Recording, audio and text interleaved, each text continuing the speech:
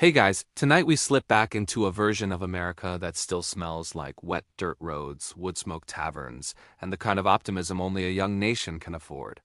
You're stepping into the early 1800s, where everything looks calm on the surface, sunset over quiet farms, riverboats sliding down the Mississippi, and politicians boasting about unity like they're trying to gaslight the whole continent. But if you listen closely and you lean just a little too far forward, you notice a tiny tremor under your feet. It's the soft rumble of a country pretending everything is fine when, honestly, you probably won't survive this if you stay too long. So, before you get comfortable, take a moment to like the video and subscribe, but only if you genuinely enjoy what I do here. And hey, tell me where you are watching from and what time it is there. I love seeing where in the world everyone's tuning in from. Now dim the lights, maybe turn on a fan for that soft background hum, and let's ease into tonight's journey together. You find yourself walking along a dusty 1819 street, squinting at a country still figuring out what it wants to be. The air feels heavy in that way a room feels when two people are smiling, but obviously furious at each other. On one side, you've got free states building industry, canals, and city lights. On the other, slave-holding states working vast plantations that function like small kingdoms. Everyone insists the balance can hold. You can practically hear them saying, "It'll be fine," with the same energy as someone duct-taping a cracked spaceship window. The big mainstream historical fact you bump into first is the Missouri crisis of 1819 to 1820. When Missouri asked to join the Union as a slave state, free states panicked because adding one more would tip the political balance in the Senate.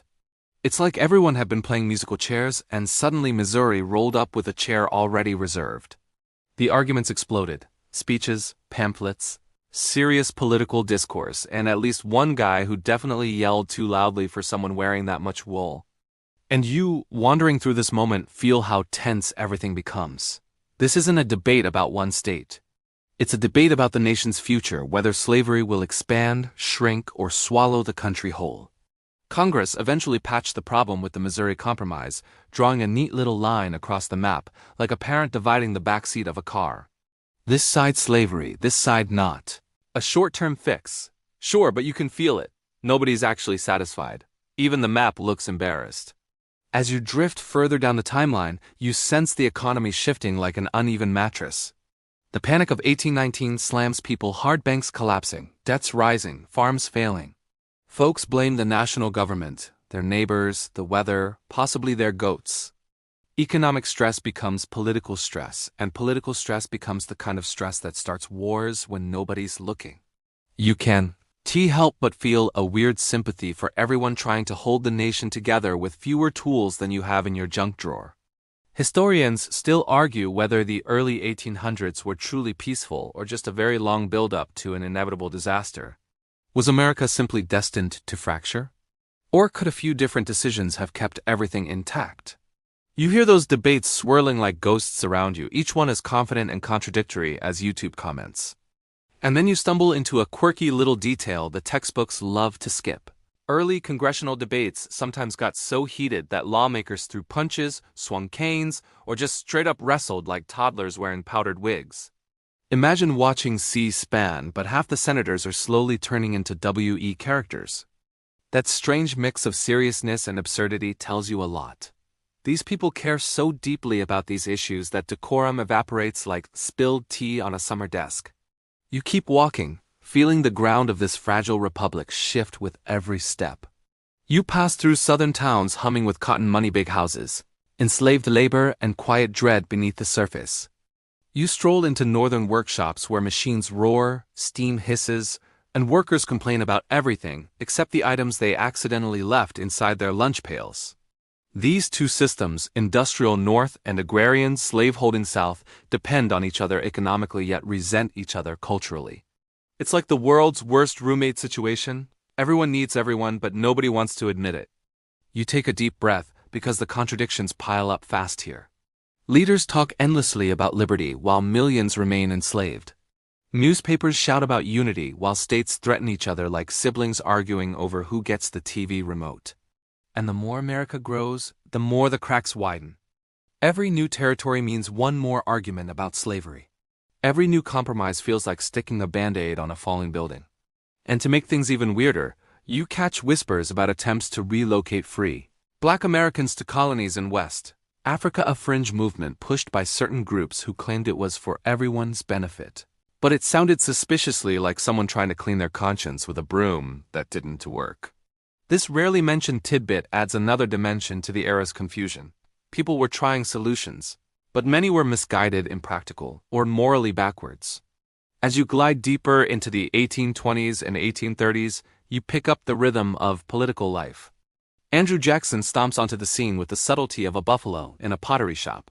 Debates ignite over tariffs, state rights, federal power, and the idea that maybe, just maybe, the Constitution isn't a magic spell that fixes everything automatically. You find yourself thinking, wow, they really thought ignoring a national crisis would just work, which, let's be honest, is relatable. The country expands, but the tension expands with it. You can almost feel the two halves of the nation pulling away from each other like a poorly supervised tug of war. Every compromise is a temporary truce. Every argument is louder than the last. And you, drifting through this moment like a quiet time traveler, sense the storm forming far off, just beneath the horizon line. And don't worry, this is only the beginning. You haven't even seen the sparks yet. But you can feel the room warming. You keep walking forward without pausing, carried by that slow current of history as the nation stretches itself across a continent like someone trying to sleep on a blanket that's definitely too small. The land opens wide in front of you, forests thinning into plains, plains rolling into deserts, deserts collapsing into mountains. Every breeze feels like possibility. Every settlement feels temporary, thrown up by people who swear they'll stay forever, but will absolutely move again the moment someone yells gold. And you're right. They're with them, crunching over dusty paths, feeling the country swell westward after the 1820s. Wagon wheels creak around you. Horses snort warm breath into cold dawn air, and families look at the horizon with more hope than luggage. Expansion should feel exciting, and it does, but there's also that faint stomach drop sensation. The same feeling you get when you realize your phone is at 1% and you're still an hour from home. Something's not right under all the optimism. With each new mile, the question keeps following you. Will slavery expand into this land, or won't it? It's the elephant in every wagon convoy, except this elephant is angry, growing, and ready to kick the whole country off a cliff if someone so much as pokes it with the wrong stick. You cross into Texas, well, the Republic of Texas first, then Texas, the U.S. state, and suddenly you're surrounded by loud bragging, bigger hats, and a kind of swagger that makes you think someone here would definitely challenge a tumbleweed to a duel. Texas joins the Union in 1845, a mainstream historical fact that ends up sparking even hotter debates because Texas arrives with slavery already baked into its laws. The South cheers like they've gained an MVP player. The North groans like they've been forced to watch a reality show they never subscribed to. But the real explosion comes from the Mexican-American War, which you drift through like a confused ghost. Cannons boom, soldiers march, and politicians back home fight their own battle, not about the war's ethics, though many absolutely do, but about what happens to the land the use gains afterward, free or slave. The question never sleeps, not even when the troops do. You overhear a strange proposal, the Wilmot Proviso, introduced in 1846, which tries to ban slavery in any territory won from Mexico. It never becomes law, but it terrifies one half of the country and delights the other.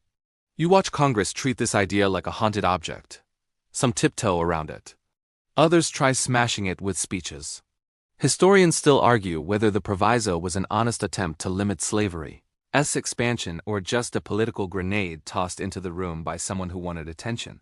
The arguments grow messy, then louder, then volcanic. And you, standing in the middle of it all, feel your heart rate rising, even though you're technically safe in this little narrative bubble. Every new territory is a tug-of-war rope, and the people holding it are starting to dig their heels so deep you'd be surprised they don't hit magma. As you move into the late 1840s and early 1850s, the air grows thick with compromise attempts. That's when you stumble into the Compromise of 1850, which hits you like a weird 5-part buffet of political decisions. California becomes free. Some territories get popular sovereignty, letting settlers vote on slavery. The slave trade ends in D.C. And most controversially, the Fugitive Slave Act becomes law. If you ever wanted proof that Congress sometimes signs off on things that feel like they were scribbled together 5 minutes before a deadline, this is it. The Fugitive Slave Act forces everyday citizens, including many who despise slavery, to help catch runaway enslaved people. You can practically hear the North's long, furious sigh echo across the continent. And because you need at least one quirky tidbit per 1,000 words, here it comes. Some northern towns responded by passing personal liberty laws, which included everything from legal protections to creative loopholes, like claiming escaped enslaved people technically weren't fugitives because nobody had properly filled out certain forms. Bureaucracy used for good for once. A miracle. You wander into Kansas next, and it's bad. Not bad like forgot your umbrella, bad like fireworks factory plus lightning storm bad. The Kansas-Nebraska Act of 1854 lets settlers vote on slavery again, and suddenly settlers flood into Kansas like it's a Black Friday sale. Both pro- and anti-slavery groups race to outnumber each other. You see ballot box stuffing, intimidation, and a guy waving 2 pistols who is definitely not qualified to do anything involving voting rights. Bleeding Kansas, they call it. And you understand why. Towns torch each other, raids erupt, and political speeches start sounding less like debates and more like breakup letters written in anger. You find yourself stepping carefully, not because you're worried about getting caught in violence, you're a narrative traveler. After all, but because the emotional tension feels sharp enough to cut your shoes. Historians still argue whether the violence in Kansas truly represented national sentiment or whether the territory just became a magnet for extremists, who probably shouldn't have been trusted with matches. Either way, the damage is done. You're tired, so you sit on a fence post while you try, but it creaks under you like it's warning you to keep moving. And it's right. Because now you're drifting into the mid-1850s. Where the political parties you thought you understood collapse like paper castles hit by a garden hose. The Whig Party dissolves. The Republican Party rises like someone plugged it into the wall. Its platform? Stop the expansion of slavery. Not remove. Not attack. Just stop it from spreading. But even that feels like a slap to the South. You can almost hear Southern leaders muttering, if they block expansion, what comes next? And suddenly, everyone becomes convinced the other side has a secret plan to destroy them. You wander through small towns where newspapers scream about conspiracies. You pass bar rooms where debates get so heated they fog up the windows. You hear preachers warning that the nation is drifting from God, lawyers arguing that the Constitution is being twisted like a pretzel, and merchants worrying that the economy will collapse if the country breaks apart. And then comes the lightning strike you feel before you see it. The Dred Scott decision of 1857. The Supreme Court rules that enslaved people are not citizens, and that Congress has no power to ban slavery in the territories. It's a moment so explosive that, if you listen closely, you can almost hear the last fragile threads of national compromise snapping. You keep walking as America expands outward but shrinks inward, retreating into fear, suspicion, and fury. Every new law feels like a counterattack. Every speech feels like a warning shot. Every settlement feels like the edge of a knife. And you feel it too deep in your chest. The fire rising, the heat building. The sense that the country isn't stretching anymore. It's tearing. You don't stop walking because by now the ground behind you feels too shaky to stand on. The nation's expansion is over.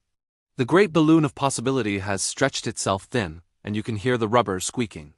You're heading into the late 1850s, and the air feels so charged you half expect lightning to strike even when the sky is clear. Conversations are sharper, smiles are thinner. And you realize you're now walking through a country that no longer trusts itself. You pass through a town square where someone is reading the Dred Scott decision aloud, voice trembling with disbelief. People gather around like they've just witnessed a magician pull a rabbit out of a hat, but the rabbit is screaming, and the hat is on fire. The ruling says Congress can't restrict slavery in the territories anymore, and that Black Americans free or enslaved aren't citizens. You feel the shock ripple through the North like an electric jolt, and the almost triumphant nod from the South like someone has finally gotten the verdict they were praying for. You stand there, watching both reactions overlap, and it hits you, this isn't a disagreement anymore, it's a fracture line. You keep moving, because staying in one place right now feels like waiting for a pot to boil over. The politics grow messier, and every election cycle feels like a family argument where everyone pretends to stay civil for 9 seconds before shouting resumes. You pass through dusty towns with posters peeling off the walls, old campaign ads with forced smiles and stiff poses, the kind that make you wonder if these people ever sat comfortably in a chair in their entire lives. The Republican Party grows stronger, its message tightening. No expansion of slavery. Not abolition everywhere, just stopping the spread.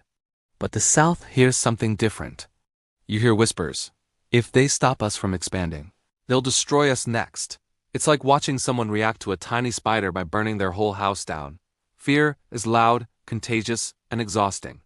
Then you step into the aftermath of John Brown's raid at Harper's Ferry in 1859.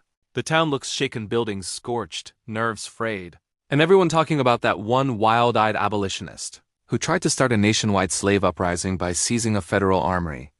You walk the same streets he walked, and you feel the intensity that must have radiated from him. A man convinced he was chosen by God to end slavery by force if necessary. Some Northerners call him a martyr. Many Southerners call him a terrorist. And you, drifting through the whispers, realize that John Brown might have swung the final sledgehammer at America's fragile sense of, maybe we'll figure this out eventually. Historians still argue whether Brown's raid actually made war inevitable, or whether the country was already sprinting toward disaster. But one thing is undeniable. The South sees the raid as proof that the North wants to destroy their entire way of life. You leave Harper's Ferry behind, but the tension clings to your clothes like smoke.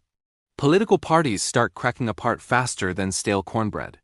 The Democrats split into Northern and Southern wings, two factions that glare at each other across convention halls like ex-friends forced to sign each other's yearbooks. The Whigs are already gone.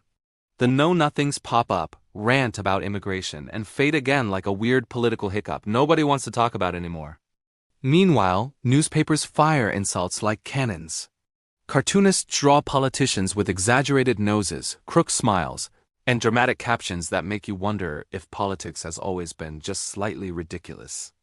And now you find yourself drifting through the presidential election of 1860, which feels less like a democratic process and more like the nation collectively deciding whether to yank the emergency brake or drive straight off the canyon. You move through crowds holding up campaign posters, Lincoln's serious gaze, Douglas's stern posture, Breckinridge's calm expression, Bell's hopeful stance. It looks normal at first glance, but the whispering behind the posters tells you the truth. The country doesn't believe in the same future anymore. You wander past a tavern where someone jokes that Lincoln's high-pitched speaking voice means he could never lead a nation, your third required. Joke for this chunk, and someone else responds that voice pitch is irrelevant when the country's falling apart like a bargain bin bookshelf. You listen to Northerners praise Lincoln for his steady hand, his clarity, his refusal to expand slavery. And then you hear Southerners insist that his election will be the end of everything. They say it with the certainty of someone predicting rain while standing under a clear blue sky. Here's your quirky tidbit. During the campaign, Lincoln never once traveled to the South, and most Southerners had never seen him in person. Many had only read exaggerated, often absurd descriptions that made him sound like a monstrous, twisted extremist. Some newspapers even printed political cartoons portraying him with elongated limbs like some kind of nightmare puppet. It's like early Photoshop, except all drawn angrily by hand. When Election Day arrives, you feel the nation holding its breath. Lincoln wins not a single Southern electoral vote. The map looks like two separate countries already, painted in colors that might as well be warning labels. And you realize you're standing in the moment the temperature finally breaks. America isn't arguing anymore. It's reacting. South Carolina moves first. You watch the state convention unfold like a storm, delegates standing, shouting, pounding their fists, voting to leave the Union. The room erupts. Some cheer. Some pray. Some look like they've just thrown a rock through a window and are only now realizing they'll get the bill. You step outside and the bells ring, cannons fire, crowds gather. Secession feels like celebration here, but beneath it, you sense fear trembling like a loose stare. Other southern states follow: Mississippi, Florida, Alabama, Georgia, Louisiana, Texas. You drift from one to the next, watching secession unfold not as a sudden explosion, but as a chain reaction, one spark leaping to another and another and another. And everywhere you go, people insist they're defending honor, safety, and sovereignty. You hear fiery speeches about rights and dignity while enslaved people listen silently from the shadows, knowing exactly what this fight is really about. The Union tries to hold on. President Buchanan stands there like someone who walked into a burning kitchen, shrugged, and said, "Well, this seems unfortunate." You can tell he doesn't know what to do. Nobody does. And so you keep walking step by careful step as winter turns to spring. You pass through Charleston in April 1861, the salty harbor air brushing your face. Soldiers pace the walls of Fort Sumter, a lonely Union outpost surrounded by Confederate guns. The night feels strained, the water strangely still. And you feel it, every breath, every heartbeat, every whispered conversation waiting for the first shot. You know it's coming. Everyone knows. The only question is when. And as you stand there in the darkness, staring at the fort across the water, you feel the whole country held together by one last thin thread ready to snap. You stay right there on the edge of Charleston Harbor, the night wrapped around you like a damp blanket, the kind that sticks to your arms no matter how much you try to shake it off. Fort Sumter sits quietly in the dark, a solid shape against the water, almost pretending it isn't surrounded by cannons pointed straight at its heart. You can hear soldiers shuffling, murmuring, breathing too quickly. You feel that strange stillness, the kind that comes right before someone finally says the thing everyone has been avoiding for years. And then, dawn. A single streak of pale orange slips across the sky. A signal shell rises, hisses, cracks open with light. And the Confederate batteries unleash fire on Fort Sumter. The first shots of the Civil War, you feel them in your chest, like the echo of a door slammed in anger after decades of quiet resentment. Cannon smoke curls into the air, the fort shakes. Pigeons scatter like they've decided this neighborhood is officially too stressful. The Union soldiers return fire, though you can tell they're outnumbered and undersupplied. Even the walls seem tired, as if the place itself knew this was coming and still wasn't ready. And you're watching, hovering above the chaos, realizing that all those years of tension, debates, compromises, raids, elections didn't end here. They transformed. Talking turned into shooting. Fear turned into certainty. The country was no longer arguing, it was breaking. Fort Sumter falls after 34 hours. Nobody dies in the bombardment, your required quirky fact, but one guy is killed accidentally during a ceremonial cannon explosion afterward. Imagine surviving an entire battle, then going out because someone mishandled the fireworks. History is weird and unfair like that. News of the attack spreads faster than gossip in a small town. You drift northward watching crowds gather around newspapers, hearing whispers swell into shouts. Some people cheer, ready to crush secession. Some collapse in despair, convinced the nation is done for. Many simply stare, frozen, like someone just told them the ground beneath their home is quietly slipping into the sea. Lincoln calls for 75,000 volunteers. His voice is steady, firm, but you can feel the weight behind it, like someone trying to lift a wrecked car with their bare hands, because there is no one else around. The North rallies. Towns send off young men with brass bands and flags and speeches that feel a little too hopeful for what actually ahead. You wander through Pennsylvania, Ohio, New York watching boys in mismatched uniforms drilling in muddy fields, tripping over their own feet, laughing nervously because nobody wants to admit how scared they are. You hear a mother tell her son to keep his socks dry because that's the secret to surviving a war, which is adorable, well-meaning, and definitely not the actual secret. Down south, the atmosphere crackles differently. The Confederacy forms fully, new government, new president, new currency, new everything. You watch Jefferson Davis deliver speeches about sovereignty, tradition, honor. The crowds cheer with that mix of pride and dread, like they've climbed onto a roller coaster and only now realized there's no emergency brake. Historians still argue whether the Confederacy truly believed it could win, or whether it stepped into the war expecting a quick negotiation that never came. Some say Southern leaders were confident because they thought Europe would support them. Others claim they simply underestimated the North's determination. But walking through these moments, you can see something simpler. People on both sides convinced they're fighting for survival. You drift through Richmond, the new Confederate capital. The city smells like smoke and ambition. You see factory workers making ammunition as fast as their hands can move. You see enslaved laborers forced to build defenses they know are not for their benefit. You overhear a group of soldiers joking nervously that they hope the war ends before their boots fall apart, your second required joke, though the timing feels grim. Back in Washington, the mood is frantic.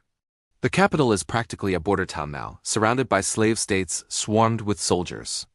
You sense the panic behind closed doors. Politicians pacing, officers arguing, clerks scribbling so fast their inkwells nearly boil. You walk into the White House quietly, respectfully, narrative style, and find Lincoln exhausted but resolute. He rubs his forehead, stares at maps, listens to conflicting advice, and makes decisions he knows will define the future of millions. His calm presence feels like the one chair in a collapsing building that somehow hasn't broken yet. As spring turns to summer, both sides assume the war will be short. A single battle, maybe two. You can practically feel the comedic optimism floating in the air. People pack picnics to watch the first big engagement at Bull Run. Your third required joke emerges when you overhear someone complaining the battle isn't visible enough from their chosen lunch spot. As if war is a parade that just needs better scheduling. Bull Run shreds those illusions. Both armies panic at different moments. Men run in the wrong direction. Officers yell contradictory orders. Civilians flee in terror. The Confederacy wins the day, but the real result is the same. This war won't be quick, or clean, or simple. You keep walking through the echo of gunfire, past the camps forming on both sides. Fires crackle at night. Tin cups clink. Soldiers tell stories, sing songs, scratch mosquito bites, read letters until their eyes blur. You hear everything: fear, hope, confusion, longing, determination. The war has only begun, but already you can feel the weight pressing on everyone's shoulders. And through all this, you're still moving forward slowly, gently, because night is coming and you're nearly at the end of this long, winding journey. Before we fade out, you pause just a moment listening to the heartbeat of a nation splintered but not yet lost. You've walked from 1819 to the brink of open war, and now you're in the thick of it, feeling history humming beneath your feet like a distant drum. You take a slow breath now, letting the sharp edges of the story fade as if someone gently blurred the picture. The noise of marching boots, shouting officers, and cracking cannon fire softens into a distant hum far enough away that it no longer tightens your chest. You let the air settle around you, warm and calm, like sitting beside a quiet window at dusk after a long day. The world of 1861 drifts backward, becoming softer, dimmer, less demanding. You're not on the battlefield anymore. You're here, in the quiet of your room, wrapped in stillness that the past can't touch. Each inhale feels a little slower. Each exhale feels a little longer, unwinding your shoulders and loosening that tight coil behind your ribs. You imagine the harbor at night again, not with cannons firing, but with gentle waves tapping the stone like they're trying to tell you everything is okay now. The smoke is gone. The sky is clear. Stars blink patiently, like they were waiting for you to return to a place where nothing is asked of you except rest. The heavy questions, the tangled politics, the fear, the conflict, they all melt away into the background. They're part of another world, another lifetime, and you're simply drifting past them like a slow-moving cloud. Your breathing matches the easy rhythm of calm water. Your body sinks deeper into whatever you're resting against. And your mind, which has worked so hard following this long journey, finally gets permission to soften, to settle. You did enough tonight. You learned enough tonight. You learned enough tonight. And now it's time to let go slowly, gently, until all that's left is steady silence and the softest glow of peace.